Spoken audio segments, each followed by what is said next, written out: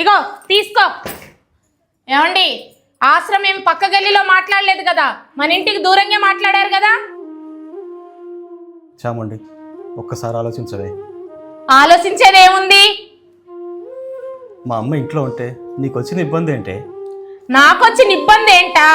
నేనే తొందరగా లేవను, నాకు వండుకొని తిన్నమే నాకు బాధకం. ఆమెకు వండి పెట్టి టాబ్లెట్ ఇవ్వడానికి నేను పని మనిషిని అనుకున్నారా? చామండి, అదే మీ అమ్మ అయితే ఇలా చేస్తావా? ఆమెను ఆశ్రమంలో చేర్పిస్తావా? ఏంటి ఏంటి మా అమ్మ గురించి మాట్లాడుతున్నారేంటి? మీ అమ్మ ఎక్కడా, మా అమ్మ ఎక్కడా? అమ్మా, నాయనమ్మని నేను చూసుకుంటానమ్మా. నా బొమ్మలన్నీ పక్కకు పడేస్తానమ్మా. నాయనమ్మని ఎక్కడికి పంపించొద్దమ్మా. నీకేం తెలియదు, నువ్వు ఆగు, జరుగు. అమ్మా, మీ ఇంటి పని అంతా నేనే చేస్తామ్మా. మిమ్మల్ని వదిలిపెట్టిన ఎక్కడికి వెళ్ళమ్మా. కోడలవైనా నీ కాళ్ళు కొట్టుకుంటామా. ఈ మాయ మాటలకే నువ్వు తక్కువ లేవు.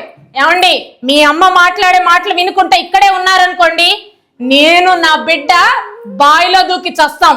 మీ అమ్మను పంపిస్తారా, మా ఇద్దరిని చావమంటారా?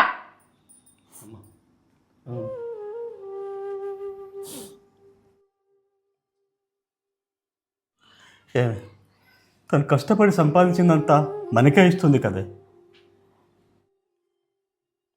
ఆమె పోయాక ఎలాగో ఒక్కగానొక్క కొడుకువి, నీకే కాకపోతే ఇంకెవరికైనా ఇచ్చేది ఉందా? ఆమెను చూసిన ఆస్తి మందే, చూడకున్న ఆస్తి మందే. తీసుకెళ్ళండి.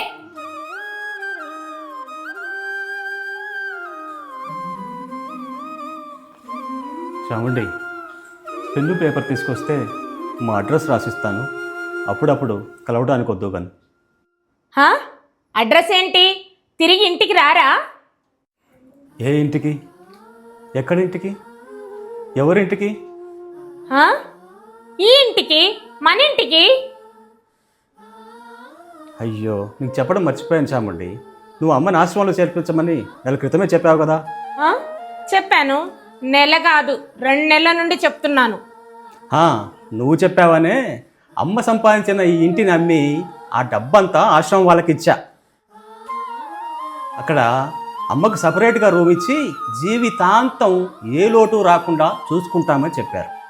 బోనస్గా నన్ను నా బిడ్డని అక్కడ ఉండొచ్చు అన్నారు. ఈ ఇల్లు ఉండదు, ఈ ఇంట్లో మా అమ్మ ఉండదు. కాబట్టి ఇక తిరిగి నేను ఇక్కడికి ఎందుకు వస్తాను? నువ్వు అప్పుడప్పుడు మమ్మల్ని కలవటానికి వస్తావు అనే ఉద్దేశంతోనే పెన్ను పేపర్ తెచ్చుకో, అడ్రస్ రాసిస్తాను అని చెప్పాను. ఏమండి, నాకు ఇంత అన్యాయం చేస్తారా? మొదలెట్టింది ఎవరు? రామ్మ. తల్లి విషయంలో కొడుకు తీసుకున్న ఈ నిర్ణయం మీకెలా అనిపించింది? ఈ కథ కేవలం కల్పితం మాత్రమే.